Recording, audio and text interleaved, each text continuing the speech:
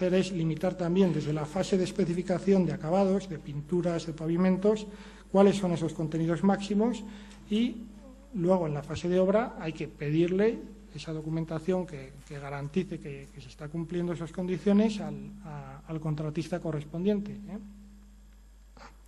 Este edificio ha sido certificado LEED Silver, es un edificio en el Parque Tecnológico de Vizcaya, cerca de Bilbao, en Zamudio. Hemos obtenido la certificación hace muy poquito. Es un ejemplo de un caso de estudio concreto de certificación de edificios. En definitiva, podríamos decir que las certificaciones ambientales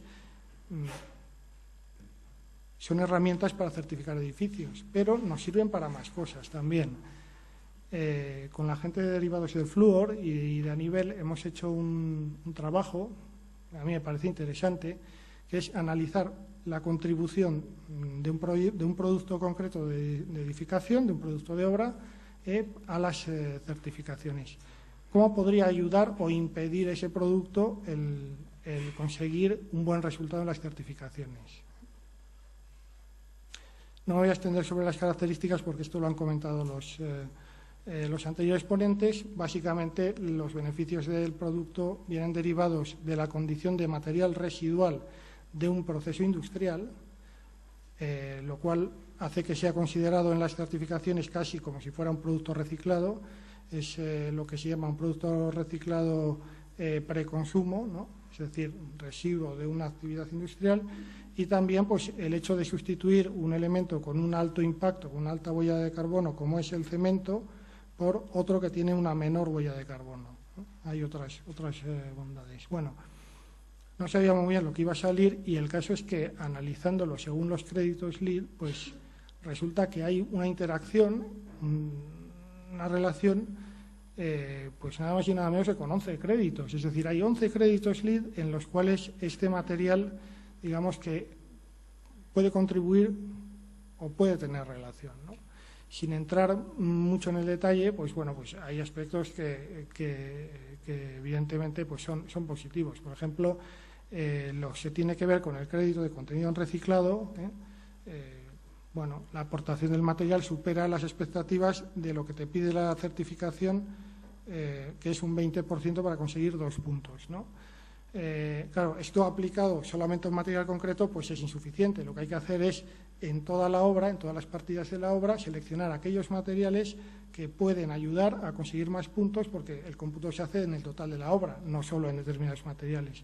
Pero el hecho de que ya esté por encima del límite es un dato muy positivo por eso, porque ayuda más que otros, ¿no? Ayuda bastante más que otros. Otros aspectos que pueden ayudar pues es el disponer de un análisis de ciclo de vida, ¿no? Esto se puede incluir también de una forma como de crédito de innovación. Hay un aspecto que es en las soluciones con suelo radiante, el material aporta en cuanto a que la eficiencia energética del sistema mejora mucho. Como es un material con alta transmitancia, más que un mortero convencional, cuando funciona con suelos radiantes o refrescantes, lo que produce es que para la misma energía en calentar o en enfriar, el calor o el frío que se transmite al ambiente es mayor. Entonces, la eficiencia del sistema mejora, ¿no? Con la misma energía consigues mejores resultados, ¿no? Esto puede ayudar pues, a los créditos de eficiencia energética, que son los que más peso tienen en la certificación. En definitiva, estamos hablando de que la contribución, o sea, no es que contribuya más de 10 puntos, ojo, que participa en 10 de los puntos de la certificación, ¿no? Ahí veis que el certificado es a partir de 40 puntos, ¿eh? En el caso de BREEAM, la interacción que hay con el sistema es del orden de 6 requisitos.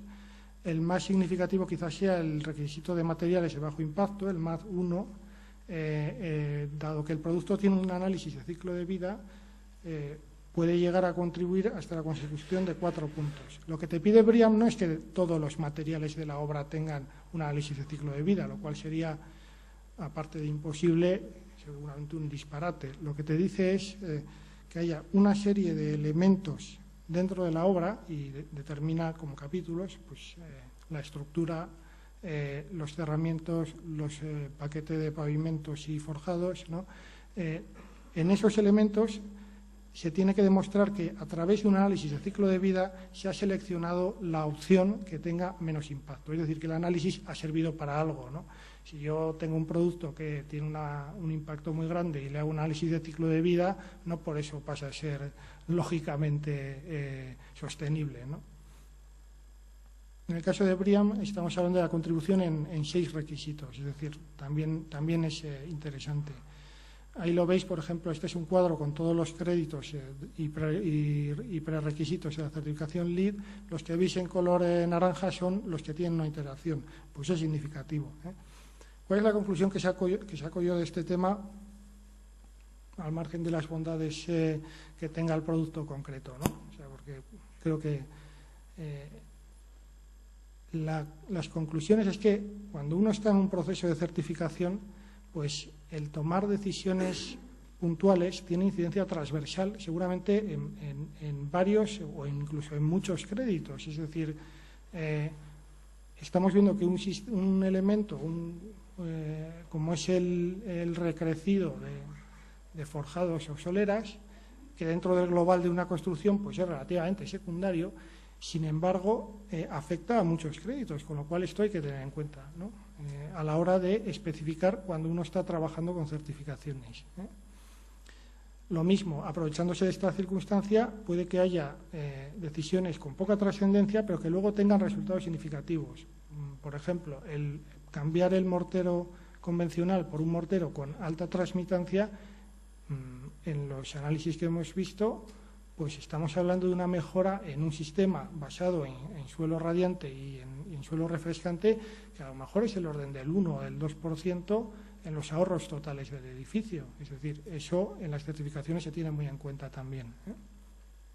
Por último, pues aprovechar esto a favor nuestro, tomar decisiones concretas de proyecto que sirvan para acometer varios créditos y conseguir un mejor resultado de certificación.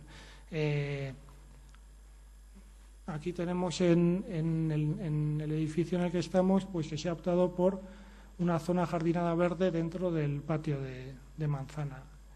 Esa decisión para una certificación LEED pues tiene varias derivadas, influyen varios créditos. La misma decisión puede servir para obtener puntos en más de una categoría, ¿eh?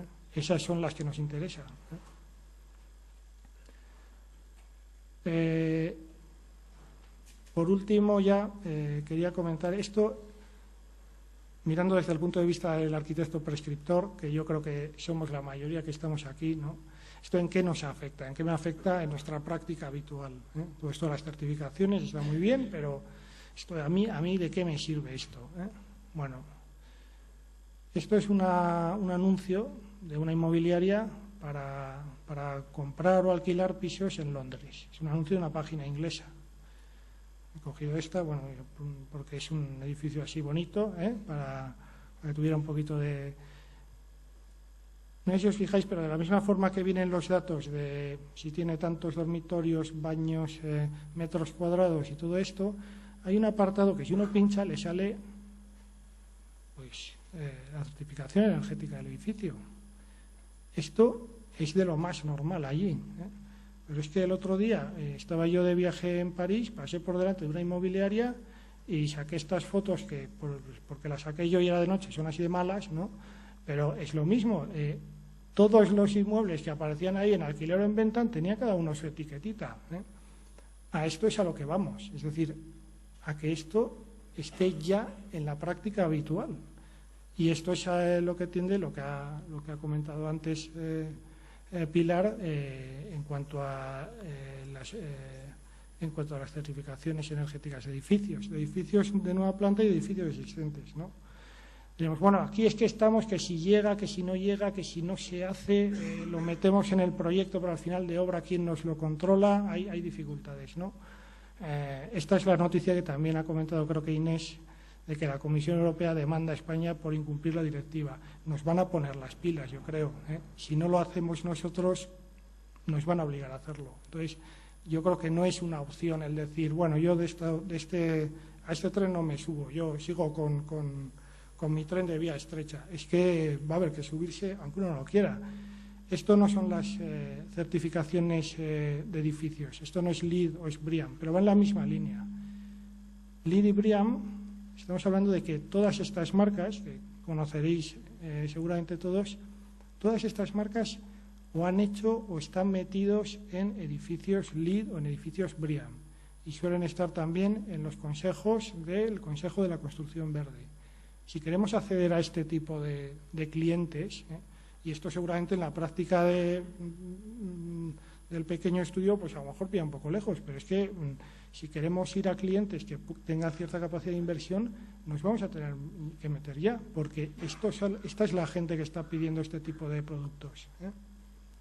Entonces, mensajes que quiero transmitir ya para terminar la intervención.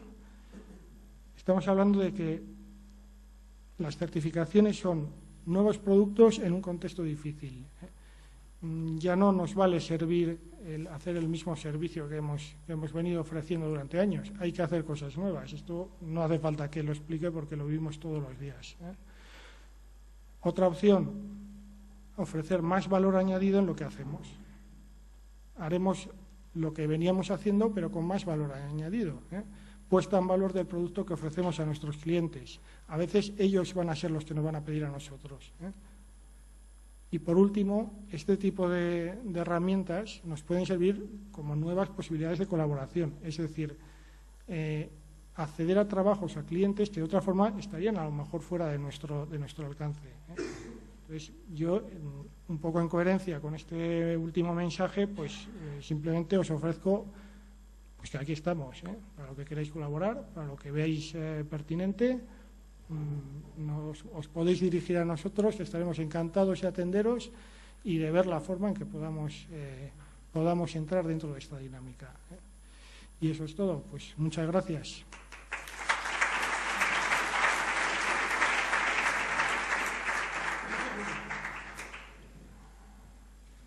Bueno, muchas gracias, Eduardo. Si queréis los ponentes subir a la mesa y empezamos con... Bueno, solo quiero comentar que yo estuve hace 2 semanas en París y tengo la misma foto que Eduardo también, sobre las certificaciones. O sea que... No estuvimos juntos.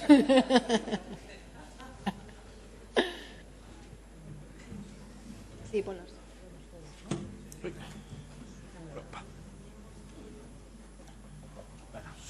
Pues ahora, si queréis, empezamos un poco con la intervención del compañero. Dejo 2 cosas en el aire. Una, la sostenibilidad es una palabra, nos llena la boca desde hace muchos años, merece la pena esto, cómo se come. Y el otro tema, que supongo que el compañero de la FARC contestará, que es un poco pues el tema de las juntas y esta alta cirugía del hormigón y bueno, pues que nos cuenten un poquito, ¿no? Bueno.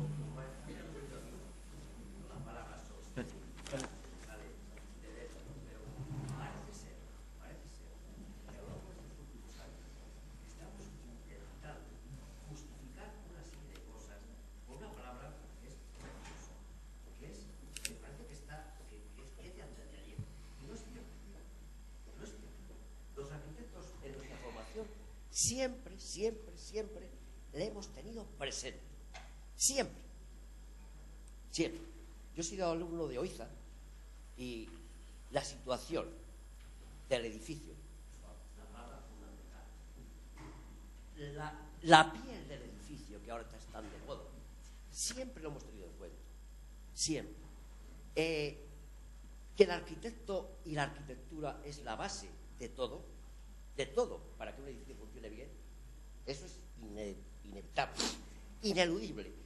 Lo que yo planteaba es que, en el caso que hemos hablado antes, no que la palabra sostenibilidad esté de moda, que estamos intentando justificar muchas cosas en base a esa palabra, ¿vale? Que está bien, que hay que tenerla en cuenta, que tenemos que adaptarnos a los nuevos métodos, a los nuevos medios, pero lo que he echado en falta en las 2 últimas intervenciones de la anterior es, intentaba explicarme y ahora seguramente sabrá reducir la alta cirugía, que tenemos que preocuparnos cuando un producto nuevo, bajo mi punto de vista, sale al mercado o intenta introducirse, es que pensemos en el contexto de nuestro país. Y claro, para introducir un producto, que yo no había oído hablar de él nunca,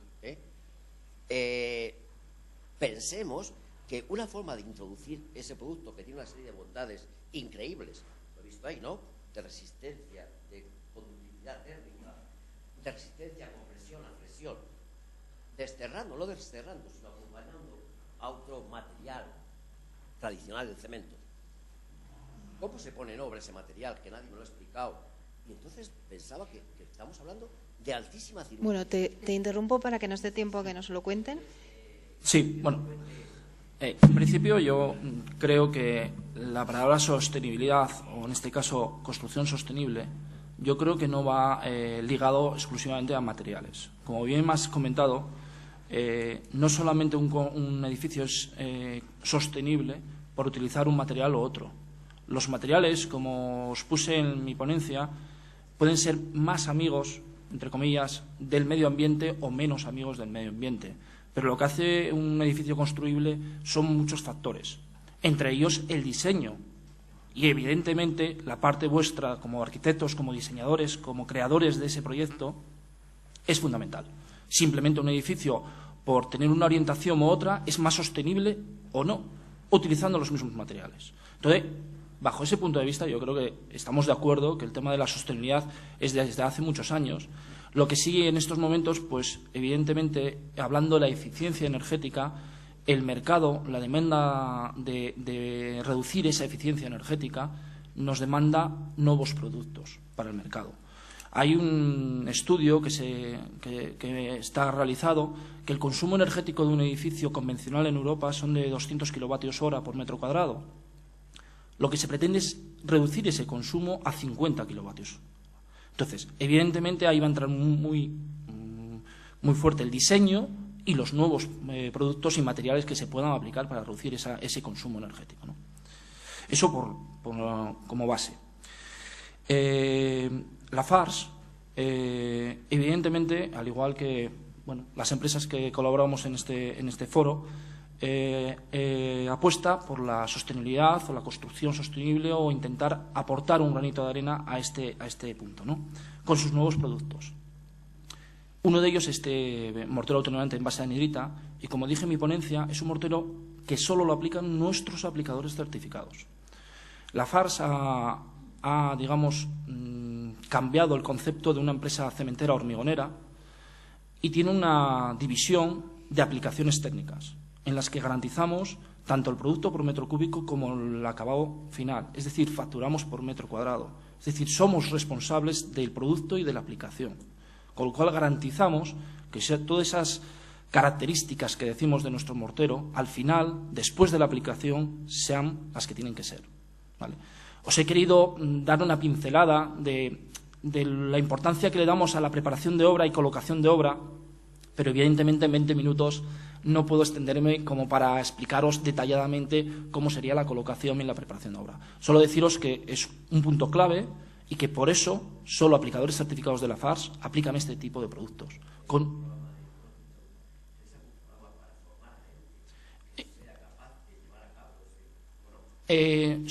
Como digo, son aplicadores nuestros que los formamos nosotros. En este caso, me toca a mí, mi parte, formar a esos aplicadores y decirles cómo tienen que aplicar ese tipo de morteros en las obras. De todas maneras, yo estoy segura que estáis a disposición de cualquier persona que esté interesada en el proceso. Es lo que iba a decir a continuación. De todas maneras, usted luego hablamos, me deja su tarjeta, le hacemos una visita y gustosamente le diremos tal. Por último, el tema de las fisuras, ¿vale? Por puntualizar el tema de las fisuras, el ligante de este material es anhidrita, como bien habíamos comentado, y una de las características que tiene este ligante es que no tenemos retracción, con lo cual minimizamos la aparición de las fisuras al máximo. Y con todo el protocolo que tenemos de puesta en obra, de cerramiento de aire, de las corrientes de aire, incidencia del sol directo y demás, pues no podemos garantizar 0 fisuras, ¿vale? Porque eso sería demasiado atrevido, pero sí es cierto que en el 99% de los casos no tenemos ningún tipo de fisuración, siempre y cuando cumplamos los protocolos de puesta en obra, preparación de obra y demás, Por eso vuelvo a repetir, lo aplicamos nosotros, no lo aplica cualquiera. Yo solamente, perdón. Solamente quería decir de una cosa y quiero que continúe Pilar con el tema. Yo creo que aquí nadie ha venido a justificar nada. Y yo creo que de verdad, soy arquitecto, que también tenemos que ser un poco autocríticos. Y esto de decir que nosotros siempre hemos sido, y que siempre se ha hablado de esto, si no pasa nada, o sea, habrá otras cosas que vienen. Cuando trabajaba Oiza, seguro que estaría encantado de vivir en esta época si hubiera estado. Y hubiera hecho las cosas de una manera totalmente distinta, estoy seguro, porque era un arquitecto buenísimo y muy inteligente. Entonces yo creo que esto no es una cuestión de tener que justificar nada. Yo creo que lo importante es formarte, saber qué posibilidades tienes y aplicarlas y ya está. O sea, y es que además, si no, creo que nos vamos a quedar fuera. O sea, lo digo con toda la sinceridad del mundo. Bueno.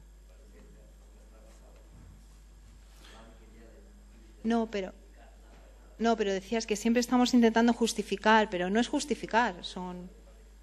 Bueno, pues si no tenía que ver con eso, me disculpo. Y siempre el último apunte que tenía que anotado cuando hizo la consulta, nosotros tenemos acceso a cualquier tipo de obra, sea pequeña o grande. Donde entre un camión hormigonera, ahí podemos hacer nosotros la obra. Váyase desde 50 metros cuadrados, 40 metros cuadrados, a 20.000 metros cuadrados. No es indiferente. Lo tratamos al igual que cualquier hormigón o mortero convencional. ¿Vale? En ese aspecto, lo único inconveniente es que va en camión hormigonera y si tiene acceso al camión hormigonera llegaríamos. Y por último, es un mortero que tiene 3 horas de vida útil. Con lo cual, el desplazamiento también en camión o el radio de acción que tenemos desde nuestros centros locales es mayor que cualquier hormigón convencional. ¿Vale? Sí.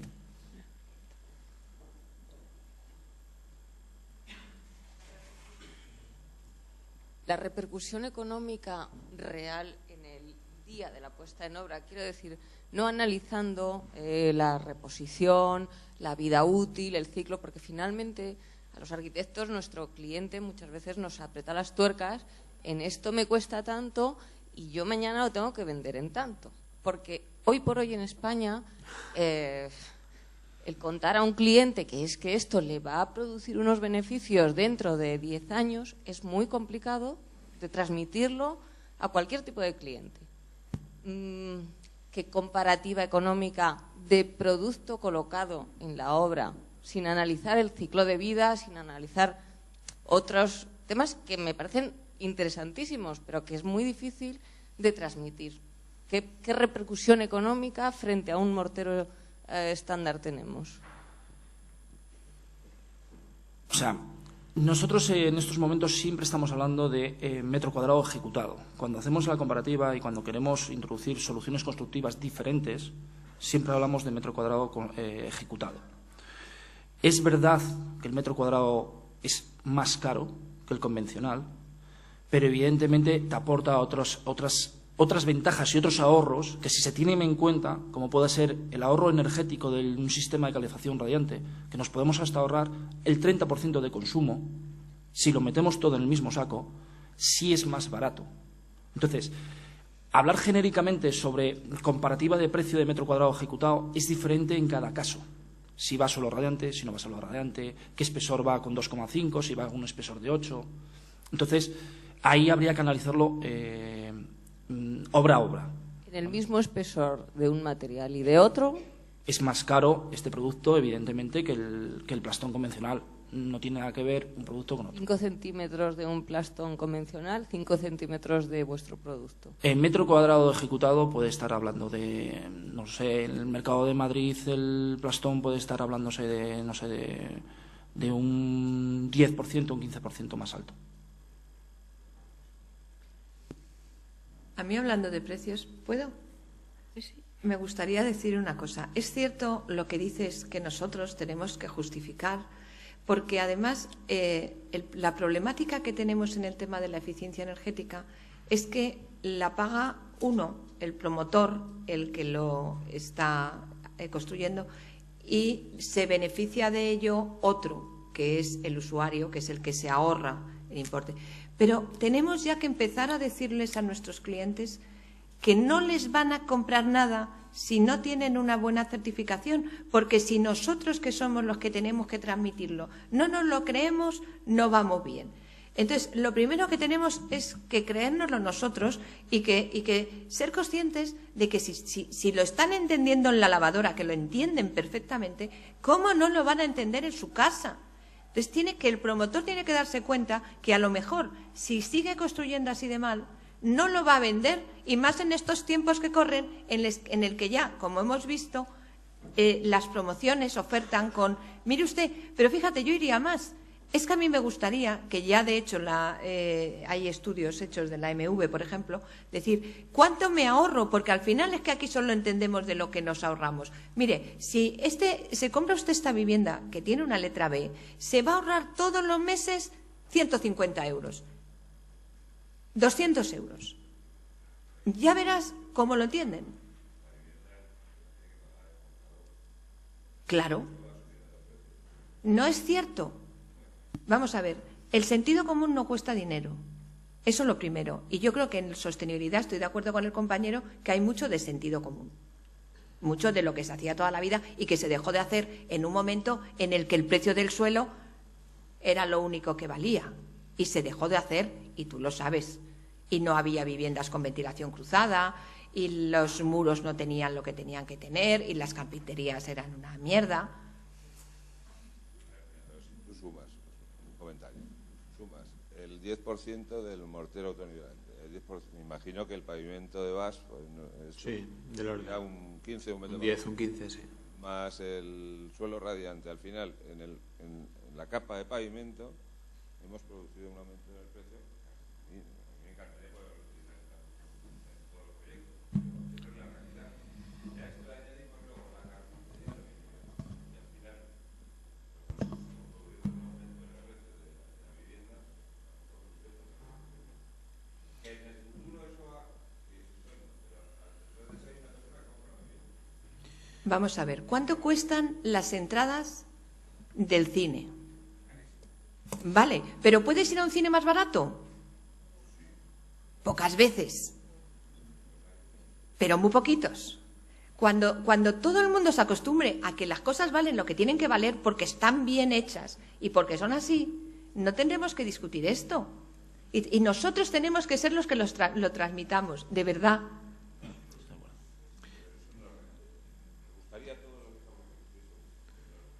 Sí.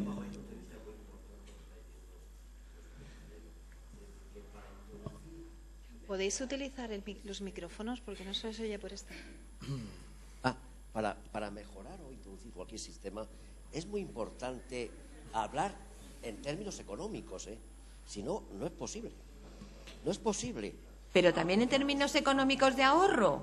Lo económico sí me preocupa mucho, pero fíjate que al cabo de los 10 años vas a beneficiarte en ese ahorro que decías tú, Pilar, 200 euros al mes en ahorro energético. Bueno, eso está por ver, eso está por ver. Sí, está por ver todas esas cosas. Luego, para introducir cualquier producto, un automóvil, la teja de tal tipo o el pavimento de granito, o cualquier cosa, tenemos que hablar de economía, porque si no, no conseguimos introducirlo. Sí. No conseguimos...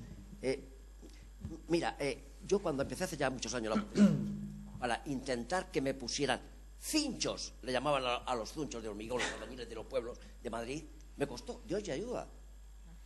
Y aquí me están hablando de un producto que para la puesta en obra, alta cirugía. El coche es un buen ejemplo. El coche es un buen ejemplo. Por favor, seamos lógicos.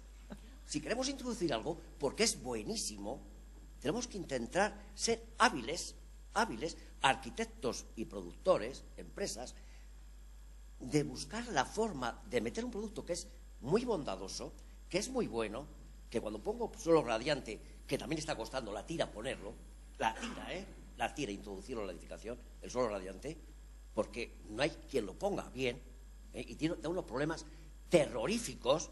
No estoy hablando de grandes obras, estoy hablando de obras de las que el 90% de los arquitectos vivimos, obras medianas de los pueblos, 3 casas, 4 casas, bloquecitos pequeños. Bueno, eso hace unos años, ahora ni de eso. Pero bueno, entonces tenemos que ser lógicos si queremos introducir una cosa. Podemos hablar de todos los niveles que queramos de la edificación.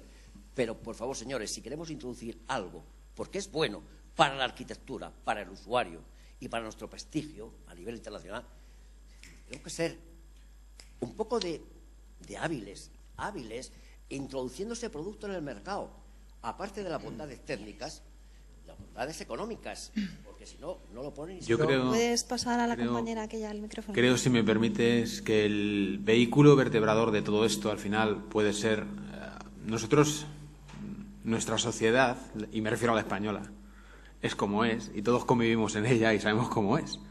Y al final, hasta que no hay una imposición, o sea, hasta que no llega el Guardia Civil y me multa, y no hay más que hablar. Yo creo que este es el comentario y la metáfora que debemos emplear. Entonces, desde aquí, un empujoncito a las administraciones para que impulsen este tipo de medidas. Y luego otra cuestión que también comentábamos antes, que comentaba con Francisco de Borja, otra cuestión que hace falta y que también creo que apuntaba Eduardo, es que nos plantamos delante de algo nuevo, como nos pasa con Twitter, que era la metáfora de Eduardo, muy bienvenida, por cierto.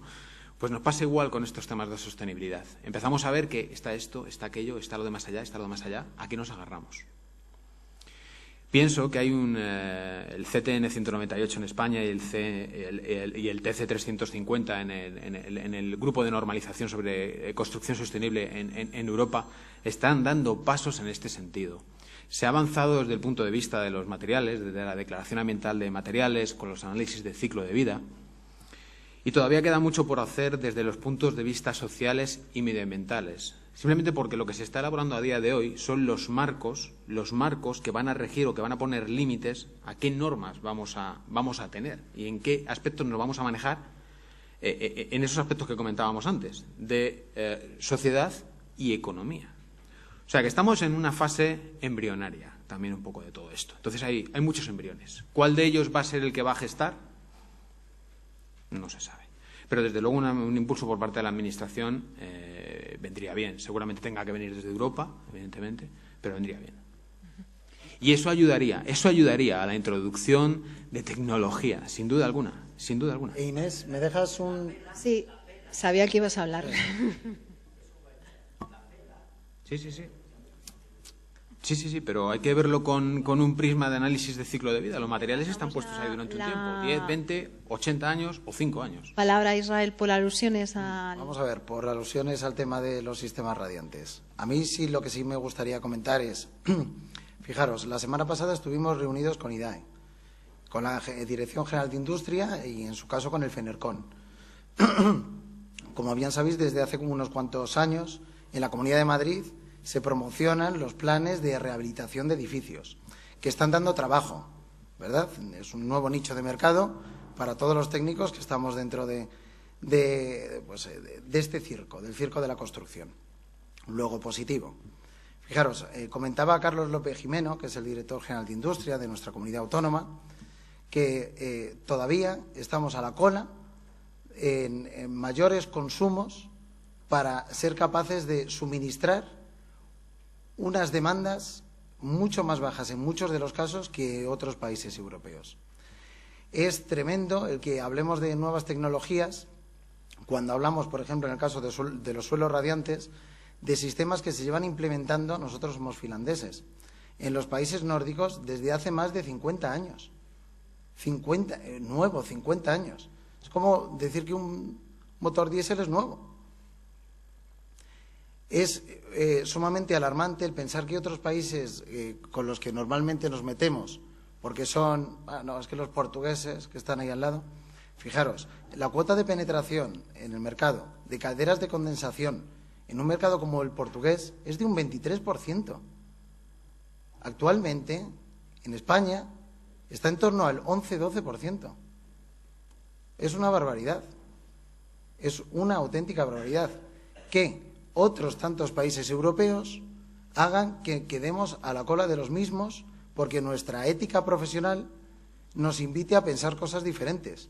Creo que entre todos deberíamos hacer una reflexión, y sobre todo los técnicos, en avanzar en que el cambio, si es hacia adelante y mira hacia el progreso, es siempre positivo. Anterior al Código Técnico de la Edificación, del que todos nos quejamos, no existía absolutamente nada. Esto era el reino de taifas. El NB, ¿qué era el NB? La norma básica de edificación. ¿De qué años? De la transición, ¿verdad? Eso era lo que había en España. Pensemos en positivo, pensemos en que se están mejorando las cosas. Aquí estamos reunidos técnicos. Vamos a hacer que nosotros, como técnicos, hagamos que las cosas cambien y sean mejores. Y después hablaremos de sostenibilidad y de ahorro de energía, pero si nosotros mismos ponemos pegas y queremos seguir pensando en que un proyecto, algo tan bonito como un proyecto, es un copy-paste sobre los 20 proyectos que había hecho en los últimos 20 años, mal se están haciendo las cosas. Sobre todo porque cada vez la cantidad de comercio en el que se puede uno introducir disminuye. Espera, había una compañera que había pedido la palabra, luego había otro chico por aquí y allí otra chica y allí. 4. ¿Puedes ponerte el micrófono? No, por favor, es que sabes lo que pasa, que el salón es muy grande. A mí tampoco me gusta, pero... Bueno, solamente quiero hacer un comentario. Es obvio que cuando hablamos de cualquier proyecto, una de las partes más importantes es la parte económica. El problema con la sostenibilidad, yo creo que es un asunto de educación. Durante todas las charlas en la mañana de hoy se ha hablado mucho del análisis de ciclo de vida, pero nadie ha mencionado la parte del costo de ciclo de vida, que son dos cosas diferentes. Para responder un poco la pregunta de los compañeros, al momento de analizar la rentabilidad de un proyecto, lo que tenemos que hacer es analizar los costos de ciclo de vida de ambos proyectos con las diferentes propuestas. Y supongo que en ese momento, al analizar la rentabilidad a lo largo de todo el ciclo de vida, entonces se puede tomar una decisión aceptable. O sea, no se puede tomar la decisión solo al momento de la construcción, sino a lo largo de todo el proceso, que es lo que creo que había faltado por mencionar, la diferencia entre análisis de ciclo de vida y costo de ciclo de vida. Sí. La palabra, bueno, Eduardo me la había pedido. Sí, Eduardo. Sí, yo quería decir que uno de los aspectos de la certificación BREEAM es precisamente ese.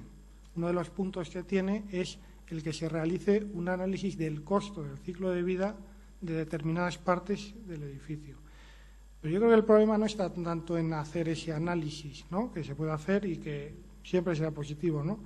Es un poco lo que decía Pilar.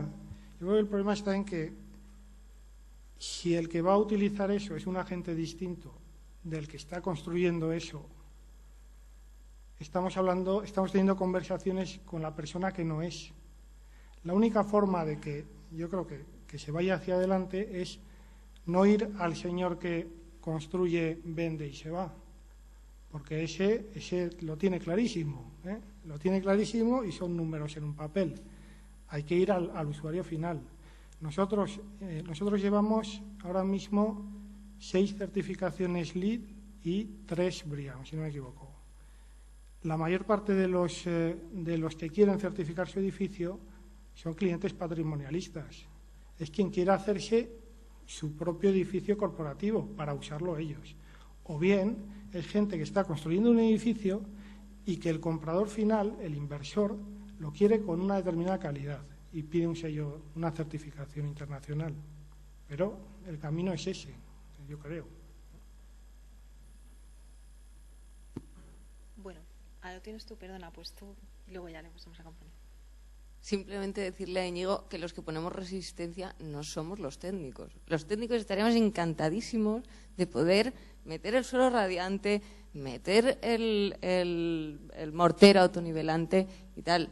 Lo que quiero decir es que nosotros llevamos mucho tiempo concienciados intentando implantar cosas nuevas y tal, pero que la realidad del mercado con la que nos enfrentamos en el día a día cotidiano, y si es que no trabajas con una superempresa pues como sistemas corporativos que quieren un determinado estándar, que luego la realidad del mercado es que te ata de pies y manos en muchas cosas. Simplemente que no es una resistencia de los técnicos, que llevamos muchos años conociendo el suelo radiante.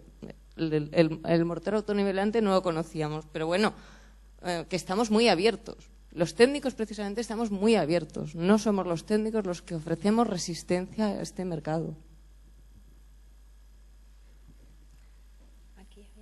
pregunta.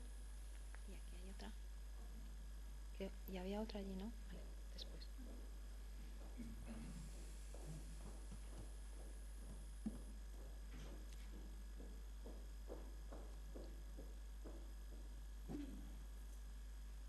Bueno, hola, buenas tardes ya. Ya. Agradeceros primero a todos los ponentes por estas jornadas, porque bueno, hace que ayude, ¿no? Y sobre todo es lo que ha dicho la compañera antes, ¿no? La conciencia y la educación en la sociedad, ¿no? Hay que verlo esto de forma optimista y no hacer preguntas pesimistas, ¿no? O sea, si nosotros no somos los que vamos hacia adelante, pues la sociedad, educar a la sociedad, pues va a ser un poco complicado.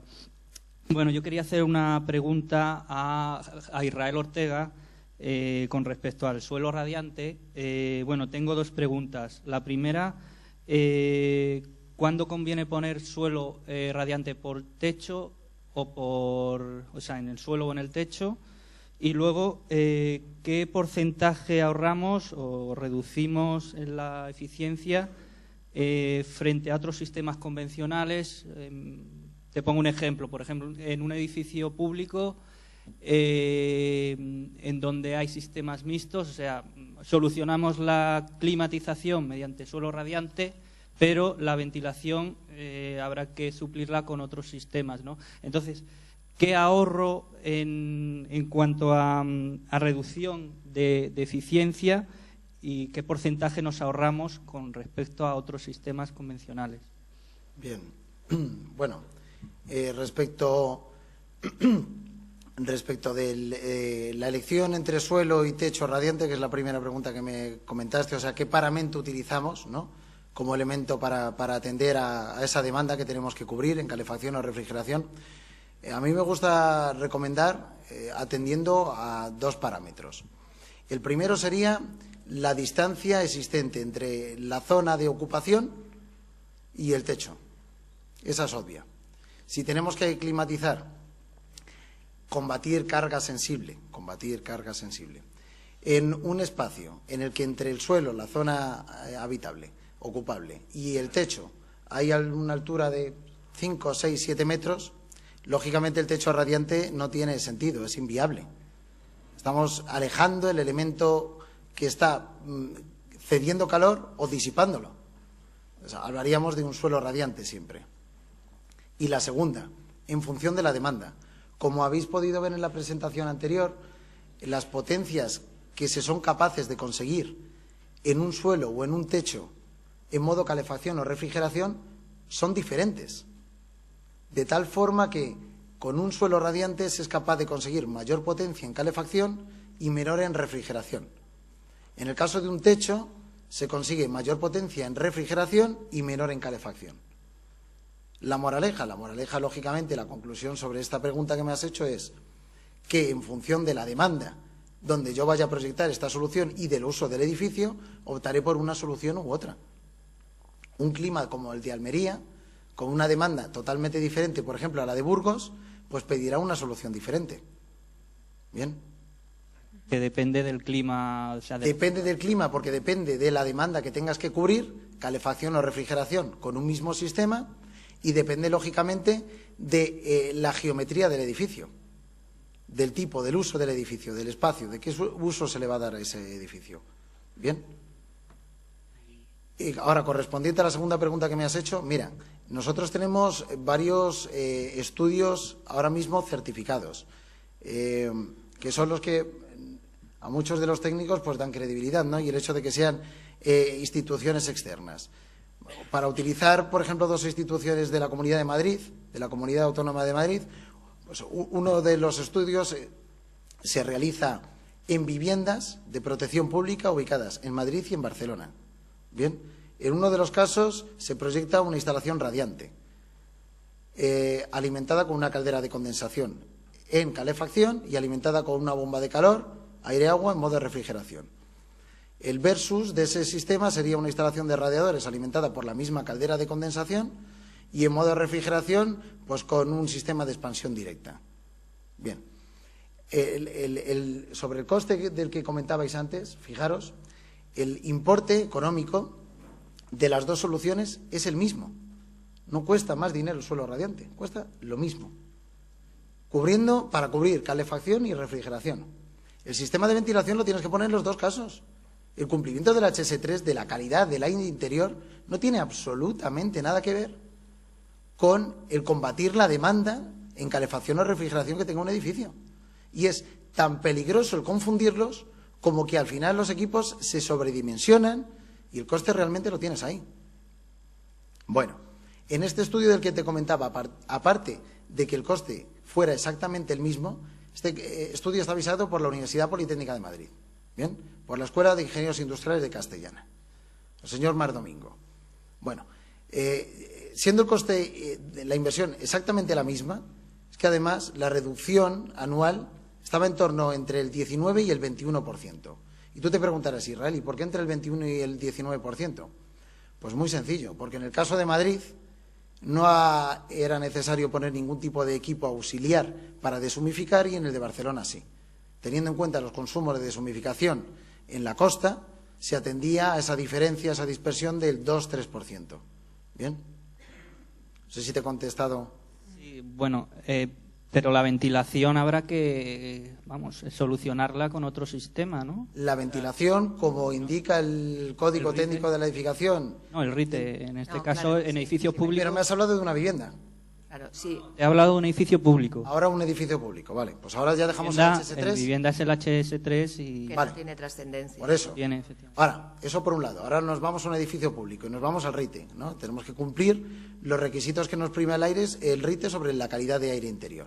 O sea, el RITE nos está diciendo de forma velada que es necesario que en un edificio se proyecte una unidad de tratamiento de aire, una o varias, una batería de unidades de tratamiento de aire, para atender a todas las condiciones psicométricas en el interior.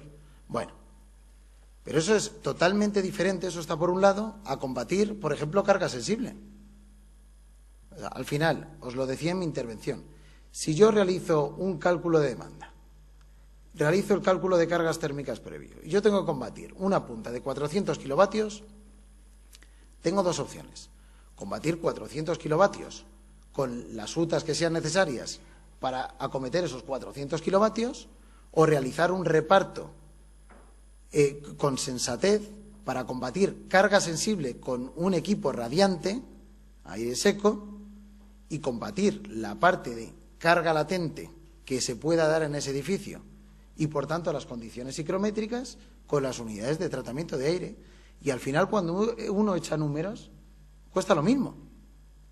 Cuesta lo mismo combatir esos 400 kilovatios con unidades de tratamiento de aire o combatir 250 kilovatios de la carga sensible con el sistema radiante y los otros 150 restantes, entre los que forma la parte de ventilación, con las unidades de tratamiento de aire. Es que los sistemas... un sistema de climatización no lo es un todo. Como os comentaba al principio de mi intervención, hay que entenderlo como fuentes de energía, distribución y elementos emisores. Y en función de los requerimientos que tengamos en un edificio, así tenemos que complementarlos. Así tenemos que complementarlos. Bien.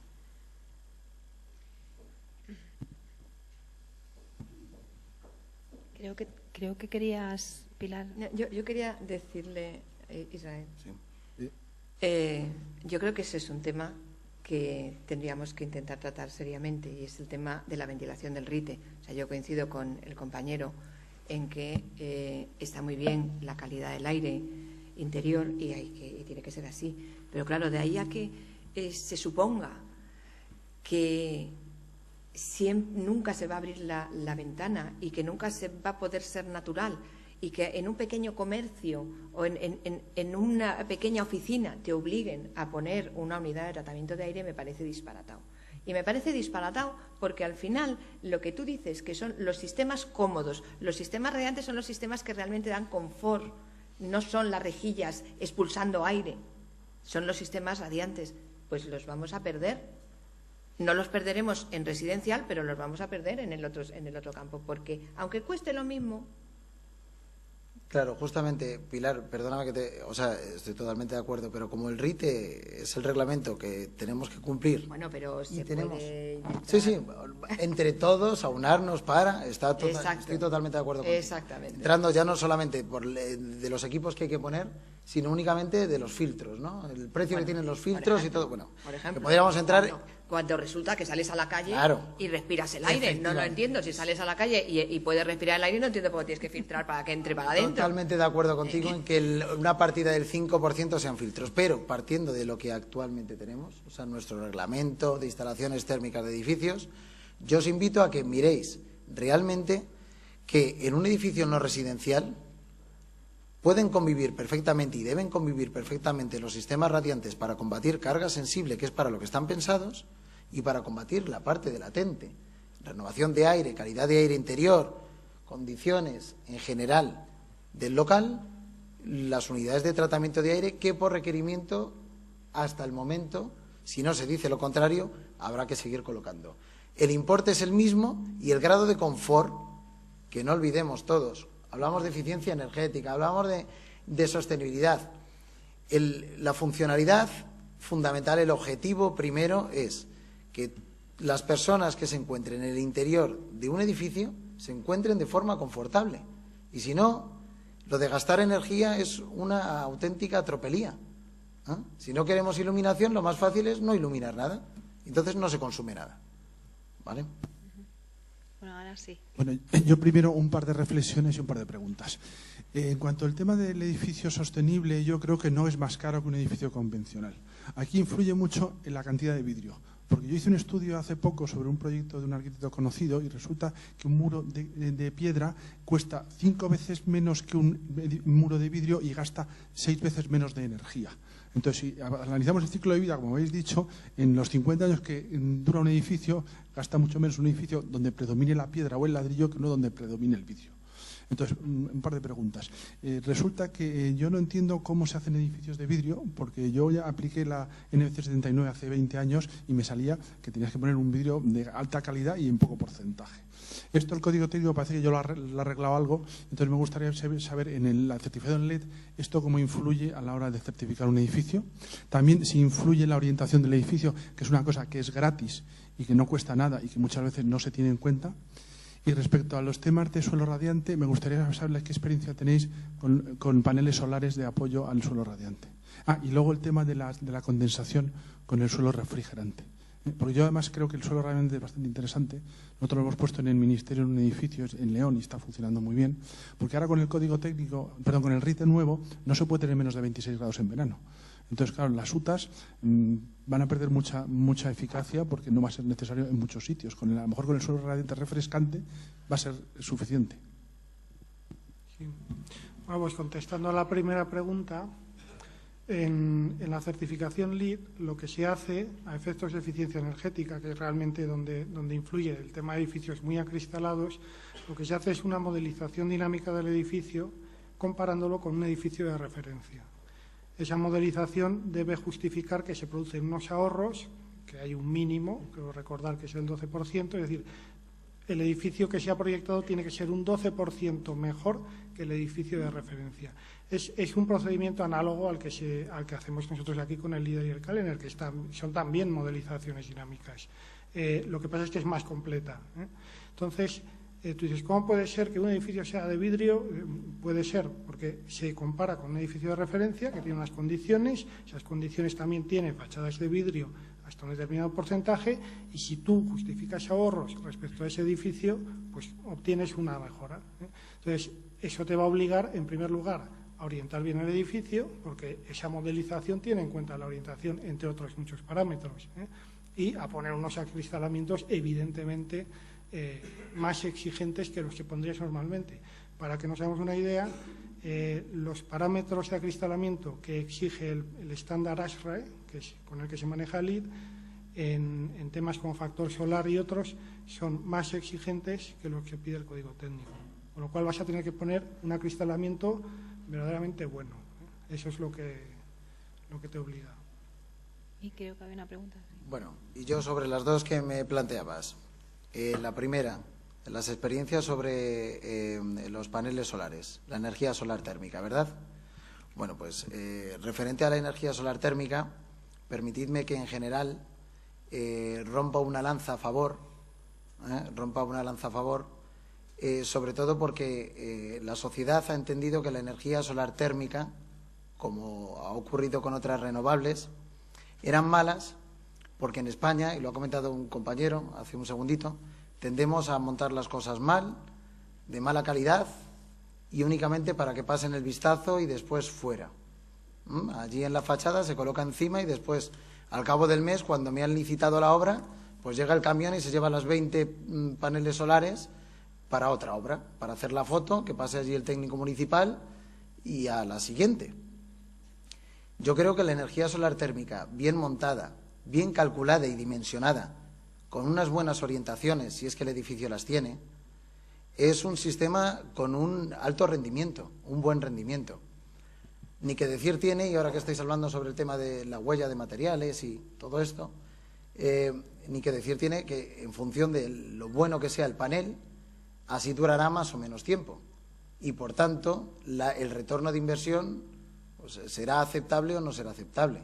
Lógicamente no es aceptable un panel cuya duración no sea superior a los 5 años, porque al final, bueno, el panel está medio muerto, ¿no? Pero un panel de calidad, un panel que trabaje bien y que dé un buen rendimiento, la experiencia aquí respecto al suelo radiante es fantástica, fijaros, sobre todo porque con un panel, ya os digo, de un rendimiento aceptable, se es capaz en casi toda la geografía española de conseguir una temperatura en torno a los 35-40 grados centígrados en días nublados de invierno. Y esos 35-40 grados centígrados son en muchos casos suficientes para hacer trabajar un sistema radiante sin necesidad de fuente de energía convencional. Siempre que estén bien montados, bien calculados, bien diseñados, siempre las energías que no cuestan dinero son bienvenidas, Y respecto al tema de la calefacción y la refrigeración, sobre todo en cuanto a la refrigeración, deciros que si hice el apunte de que la regulación es fundamental en un edificio, una vivienda, un edificio no residencial, lo es particularmente más fundamental en el tema de las condiciones de la calidad del aire interior. Y esto está intrínseco, directamente ligado con la condensación, posible condensación en los sistemas radiantes. Si yo tengo que controlar la humedad relativa en el interior de un local y la humedad relativa en el interior de ese local se mueve entre unos parámetros y yo controlo la temperatura de impulsión, la temperatura a la que alimento el sistema en función del parámetro del punto de rocío, nunca va a haber condensaciones. Si yo intento que un suelo radiante en modo refrigeración funcione alimentándolo directamente desde una bomba de calor, metiendo agua allí a 7 grados, pues va a condensar el suelo radiante, el fan coil y un radiador, si lo pongo ahí de adorno. Entonces, es fundamental en los sistemas radiantes, suelos, techos, en modo refrigeración, que haya un control sobre las condiciones psicométricas que tengo en los locales, siempre. Y eso hará que consiga que en ningún momento tenga ningún tipo de riesgo a condensaciones. Única y exclusivamente. Control y regulación. Pero ya os he comentado antes, bajo mi humilde punto de vista, control y regulación como en cualquier tipo de edificios. Permitidme un minuto, voy a exponer un suceso. Fijaros, hace relativamente poco tiempo, y es una de las cosas con las que nos estamos encontrando actualmente, hablábamos del RITE, a mi hermano pequeño le han dado una vivienda de la empresa municipal de un ayuntamiento donde él vive, y resulta que la forma de realizar el diseño de las instalaciones es de tal manera, y son radiadores, es de tal manera que se ha proyectado una instalación monotubo, más barata, sin ningún tipo de retorno, no tiene retorno invertido la instalación, o sea, los últimos elementos, el agua les llega a la temperatura que les llega, y eso está desequilibrado todo el día y más, pero es que al final, como el RITE, cada uno lo lee como quiere leerlo, en el apéndice en el que el RITE nos habla de que todos los locales de máxima ocupación en residencial, o sea, habitaciones y salones, tienen que tener un control termostático independiente, no, lo que atienden es, como la instalación es centralizada, Se pone una válvula termostática en las habitaciones, en el salón un termostato que es el que corta el paso de agua en la entrada de la vivienda. Vamos, de tal forma que si no hay demanda en el salón, no hay agua en la vivienda. Somos nosotros, vuelvo a repetir, los técnicos, los que tenemos que demostrar que todas estas cosas son súper importantes. Súper importantes. ¿Bien? Bueno, vamos, es tarde. Entiendo que no tenéis ningún problema en quedaros, pero bueno, que sepáis que os podéis ir. Y aquí hay otra pregunta y si queréis pues ponemos un par de preguntas más y cerramos. Sí, yo creo que voy a ser breve. Hablando de contextualización, a mí me parece que las intervenciones de los compañeros que estaban situados allí, que han suscitado alguna especie de recelo, a mí me gustaría hablar de contexto. Y el contexto, estamos en el Colegio de Arquitectos y parece que el contexto de nuestras construcciones es solo lo edificado. El problema que yo veo es que estas normativas que hablan de sostenibilidad vienen de países en los cuales el mercado inmobiliario no tiene nada que ver a lo que ha sido el mercado inmobiliario español. Entonces, el suelo es el valor del suelo y su valoración es el que ha contaminado todo el desarrollo del mercado inmobiliario español. Por eso nosotros los arquitectos estamos tan preocupados porque, claro, ¿cuánto va a costar? ¿Un 10% más el mortero autonivelante? ¿Un 15%? Claro, es que todo eso el promotor va a repercutirlo de una manera que no lo vamos a poder controlar. Pero a mí me parece que estando en el Colegio de Arquitectos deberíamos tener alguna aportación a lo que ha sido, a la repercusión que todo esto va a tener por la falta de regulación de la ley del suelo en todos estos. O sea, es un tema que repercute en el sistema de valoración y es el sistema que ha contaminado todo el mercado inmobiliario español, haciendo pues lo que ha sido la primera industria del país, lo que se ha llevado por delante a la economía del país, cosa que en otros países no ha ocurrido. Sin embargo, de estas cosas en el Colegio de Arquitectos no se habla nunca de planificación territorial. Yo llevo jornadas de sostenibilidad y yo jamás he oído hablar de planificación del territorio, de valoración del suelo, de repercusión de todos estos temas. Y una última cosa. Echo de menos para ser los arquitectos, pues un poco dar ejemplo, echo de menos un cartel con la calificación energética de este edificio. Pilar, te lo dejo. Gracias, no hay de qué. Bueno, a ver, sí. Yo lo primero, mira, es cierto, estamos en el contexto del Colegio de Arquitectos, además yo represento a su Junta de Gobierno, con lo cual todavía peor. El tema de los costes, yo creo que es... antes ha hablado el compañero de los coches y yo he visto muy claro el ejemplo. O sea, ¿tú te crees que si en lugar de ser tú el que te compraras el coche, te lo comprara otro para revendértelo a ti, qué te intentaría dar? El peor coche al coste más alto. Sin embargo, como te le compras tú, ya tienes buen cuidado de ver que el coche, aunque te cueste más caro, gaste menos, consuma menos, tenga airbag, sea seguro, entrarás en las encuestas, este no ha tenido accidentes, cuando va a 60 por hora, si choca no le pasa nada. Si te lo comprara otro, ya veríamos a ver cómo era la situación. Lo de la planificación es verdad. Desgraciadamente, no oyes hablar de esas cosas porque no ha llegado los programas, el LEED, el CALEN, todo lo que es calificación energética, no ha llegado al urbanismo, desgraciadamente, no ha llegado. BREEAM, LEED llegan un poco a valorar esas cosas, tienen en cuenta, como decía el compañero, decía Eduardo, dónde se ha fabricado este producto y dónde lo voy a utilizar, tienen en cuenta estacionamientos para bicicletas en los edificios, tienen en cuenta una serie de cosas de sentido común que no se tienen normalmente. No quiero hablar de la biomasa en concreto, pero, por ejemplo, la biomasa es un tema que a mí me parece que es muy sostenible y que es se puede considerar como muy renovable cuando estás en un pueblo de Jaén en el que estás utilizando la biomasa que sale de los restos del olivo, de la poda del olivo. Ahora, cuando ya eso me lo pasan a pellet y me lo llevan a 600 kilómetros de distancia, veríamos a ver si estudiásemos toda esa repercusión lo que es sostenible o no de la biomasa. Claro, hay cosas que es que no están contempladas, desgraciadamente. Tampoco están contempladas las medidas pasivas, que a mí me parece terrible. Ahora mismo el Ayuntamiento está revisando el Plan General de Ordenación Urbana de Madrid y hay 7 mesas. En todas las mesas tenemos presencia desde el colegio. Hay una mesa de sostenibilidad. En esa mesa de sostenibilidad estoy yo. No tengo mucha, no sé, pero no tengo, el feedback no es que vayamos a conseguir gran cosa, porque realmente cuando vas allí la gente está muy despistada. Como estas mesas no nos parecía adecuado desde Junta de Gobierno que una persona fuera la que llevara la voz, digamos, del colectivo, vamos a sacar unos grupos de trabajo, vamos a organizar unos grupos de trabajo, no muy numerosos, porque entonces al final no se puede trabajar.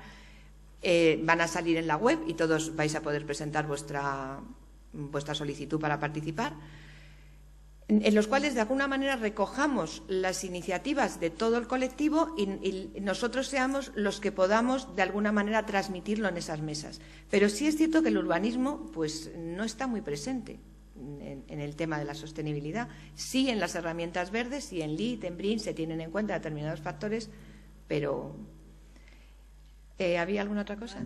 Bueno, lo de este edificio, yo creo que eso tendrías que decírselo al arquitecto que ha hecho el edificio. Bueno, está diseñado antes del código técnico. No es excusa, pero digo ya, pero te quiero decir, compréndenos, o sea, esta es la casa de todos los arquitectos y yo no te puedo contestar otra cosa. Tienes razón. No, es que es un tema sensible. Sí, yo quería aportar soy el que está detrás de la pantalla, no nos vemos. Sí, no, en el tema de las certificaciones sí que hay iniciativas, lo que pasa es que aquí no se han implantado, ¿no? Hay una modalidad de la certificación LEED, se llama LEED Neighborhoods, que precisamente va sobre el tema del urbanismo. Sinceramente no creo que fuera de aplicación a otro país que no fuera Estados Unidos. Ya sabemos todos que el urbanismo en Estados Unidos es muy diferente al urbanismo de aquí. Y yo creo que es un tema que efectivamente excede con mucho el tema de las certificaciones y requeriría un debate mucho más amplio. Sí.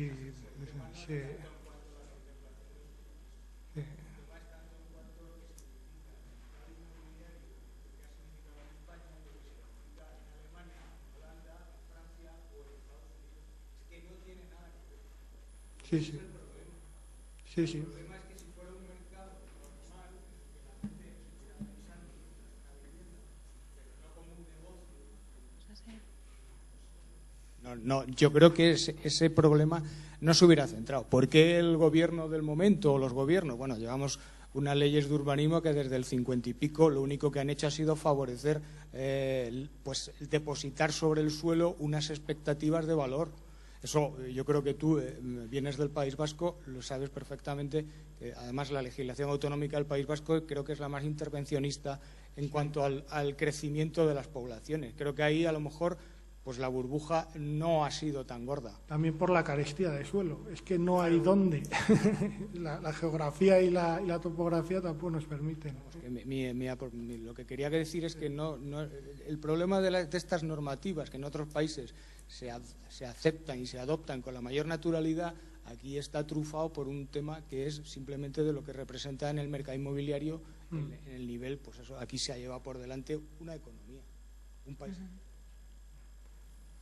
De todas maneras, un poco, perdón que intervenga, pero creo que ya no va a ser así. O sea, yo de verdad que me empiezo a identificar nuestro mercado inmobiliario, creo que cada vez se va a parecer más al europeo. O sea, yo dudo mucho que lo que vaya a pasar de aquí a futuro vuelva a ser alguna vez con lo que ha pasado. O sea, me parece un poco... Bueno, a lo mejor.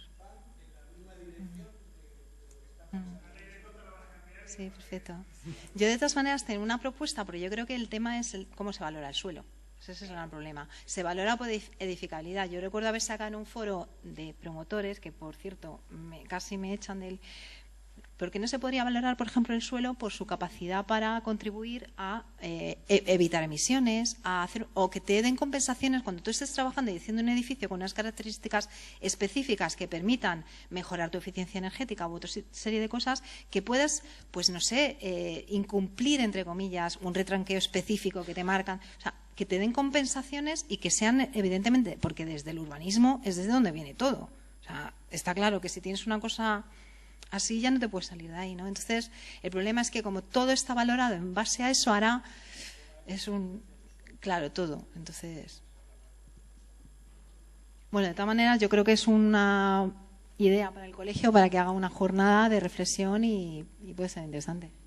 Nada, mi duda es un punto igual pequeño, giro 180 grados de lo que estamos hablando. Referente a estas soluciones tipo suelo radiante, que a mí me parece también arquitectónicamente una solución que te deja mucho espacio libre en la vivienda, que incordia mucho los radiadores. Partiendo de que en España ya no sé cuándo vamos a seguir construyendo obra nueva y que lo que tenemos es mucha rehabilitación o muchas actuaciones muy pequeñas tipo viviendas particulares en un edificio que igual el vecino se quiere concienciar y ponerlo para su casa. Si nos podéis dejar algún punto de contacto, porque yo creo que también igual cada vivienda, cada situación tendrá sus particularidades para que con casos concretos podamos resolver dudas o tener dónde agarrarnos, porque yo tampoco encuentro muchos sitios donde me puedan orientar o quién me lo puede hacer concretamente o demás. Yo, referente a lo que comentas, ahora después cuando terminemos te doy la tarjeta para cualquier duda, cualquier contacto que necesites. Yo ¿vale? Si los ponentes me dan permiso, si puedo enviar los contactos de cada uno de ellos en el correo que os ibas a enviar con el link, con las ponencias, etcétera, y así pues los tenéis. Pero me tenéis que dar permiso por escrito. Sí. Vale. Sin problema. Bueno, no sé si hay alguna pregunta más y si no, pues nada. ¿Sí? Bueno, yo quería... bueno. Bueno. Perdona, Inés. Sí. Hacer una pregunta o hacer una reflexión sobre el tema, por ejemplo, de la certificación energética en España. Es decir, Pilar, que has comentado que... Es que no se te oye, pero... Hasta hace poco Lid y Bream han llegado ahora a España y en España teníamos el Calener VIP y GT, que es lo único que tenemos para certificar y tener esa etiquetita como tenemos en los electrodomésticos. El tema es que, por ejemplo, BRIN sí que tienen un ente o la persona que realiza la certificación deben de ser personal de ellos. En España no tenemos un ente o un órgano inspector de las certificaciones que realizamos. Dentro de los pocos edificios que desde el Real Decreto del 2007 se vienen obligando de nueva edificación, tanto de nueva edificación como los que estamos por esperar del nuevo parque ya edificatorio, el nuevo reglamento del 2012 que entre en vigor para que lo ya edificado también se certifique. Entonces yo creo que debemos demandar un ente inspector de las certificaciones para que a partir de ahí vayan rodándose y se puedan llegar a tener esa certificación. Hombre, vamos a ver, el Real Decreto establece la inspección externa, pero es cierto que no se ha implantado. Vamos a ver, esto es lo de siempre. Yo siempre pongo el mismo ejemplo. Las estructuras que me parece que es lo más importante de un edificio, porque es lo que hace que no se caiga. Vaya. ¿Quién nos revisa a los arquitectos las estructuras? ¿Quién nos las revisa? Es que nosotros somos los responsables, los que tenemos la responsabilidad de su cálculo, de su ejecución, y nadie nos lo revisa. Perdona, Pilar, la OCT se encarga de revisar la estructura del proyectista. Bueno, la OCT se encarga de revisármelo para que me hagan el seguro, sí, pero nada más. Me refiero que si crea un vínculo... Pero, y solamente es en viviendas, lo de la OCT. O sea, en el resto no me lo revisa nadie. En el resto, aquí en este edificio, no me lo revisa nadie.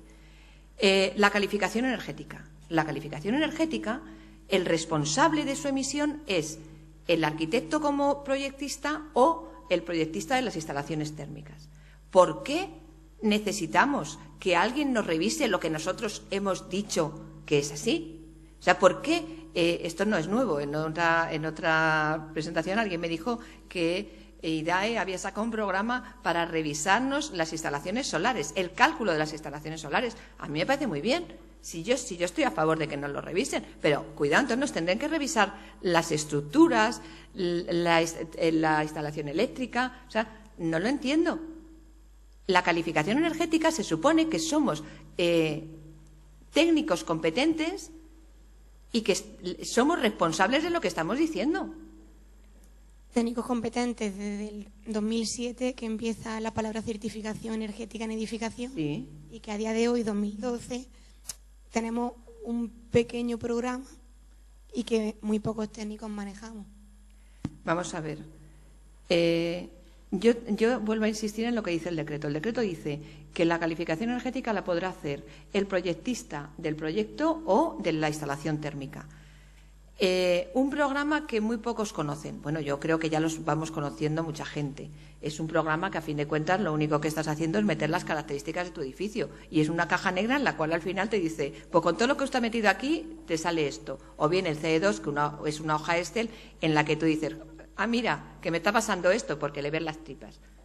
Realmente, si nosotros hemos sido capaces de diseñar todo el edificio, de hacer toda la arquitectura del edificio, no creo que no vayamos a ser capaces de meterlo en un fichero, lo que dice. Te quiero decir que a mí me parece que nos pasamos con esto de que en la calificación energética haya que hacer una revisión. Que lo que tenemos que ser, que ya lo somos, es responsables de que lo que estamos diciendo es así. Y lo somos, sin duda. Perdona, Pilar, me refiero a que quizás sería una promoción a que realmente lo llevemos a cabo y lo hagamos. Ya, pero yo creo que eso no se llama revisión. O sea, no se llama control externo. Eso se llama, y desgraciadamente no estoy de acuerdo en que tenga que ser así, aunque es verdad que tenéis razón. Tiene que ser así. El que alguien lo solicite. Pero es distinto. Una cosa es que alguien lo solicite, que ya hay una ventanilla donde hay que entregarlo, ya en las distintas comunidades, en casi todas la hay, y otra cosa es que alguien me revisa a ver si es verdad lo que he dicho. Me refiero que quizás sea el único punto, a lo mejor, para promoverlo, en el sentido que igualmente nos ha pasado a nivel europeo, que hasta que no nos han dicho, oye, os vamos a llevar al Tribunal Superior, entonces ya si nos ponemos con el anteproyecto... No sé. Bueno, ya la última de verdad, pero que sea una pregunta, ¿eh? Bueno, hay otra allí.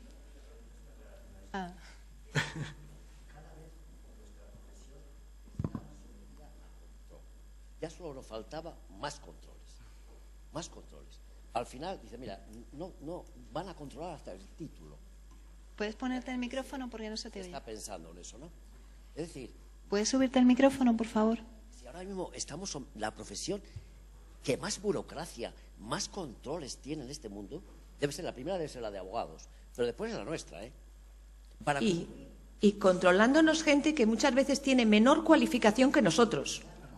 Cuidado. Es que más controles. Aparecen empresas por ahí rarísimas pidiendo controles sobre la edificación sin tener ni idea de edificación. ¿Cuándo lo vamos a mentalizar? Que los arquitectos somos las personas más cualificadas teóricamente por ley en los edificios. Dejamos que se introduja a tu hijo de vecino en nuestro oficio.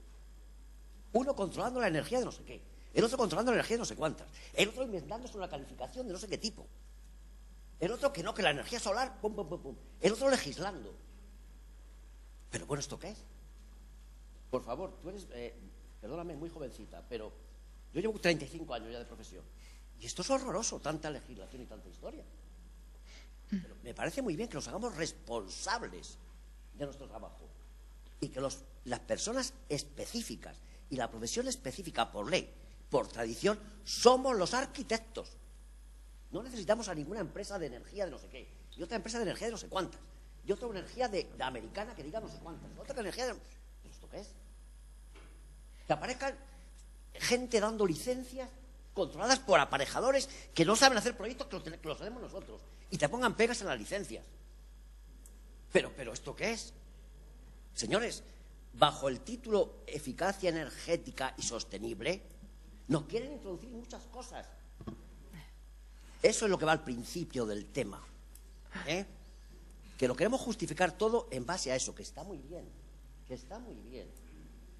Pero, por favor, que no nos coman la partida a todos, interviniendo gente continuamente. Y, por favor, que no te coman el coco. Los específicos para calificar un edificio somos los que somos capaces de hacerlo. Este edificio tendrá todas las pegas que tengan, pero es... Pilar, te lo dejo. Está muy bien. Otra vez. Muy bien. Que contestes tú otra vez. ¿Qué digo? Yo ya no digo. No sé qué decir. Yo creo, de verdad, por cortarte, a esta vez sí, que lo que hay que hacer es liderar el proceso. Pongámonos las pilas, pero no le echemos las culpas a los demás siempre. Asumamos la nuestra. Bueno, pues venga. y que además tenemos que formarnos todos, que es el momento, que no nos lamentemos, que aprovechemos la situación, que aprovechemos el momento, que vamos a salir, seguro.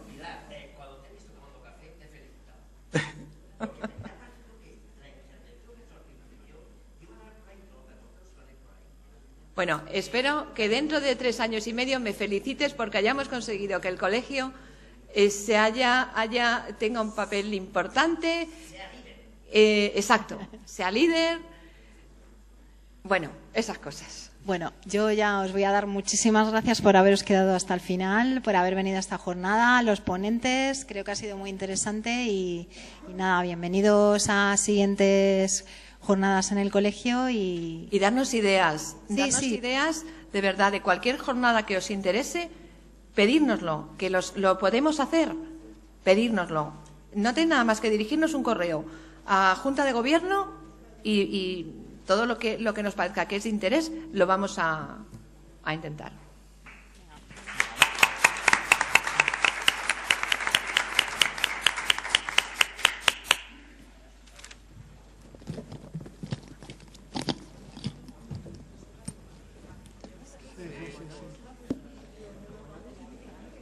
Es jorobado, ¿verdad? Hay que empujarle, hay que levantarle y hay que empujarla además.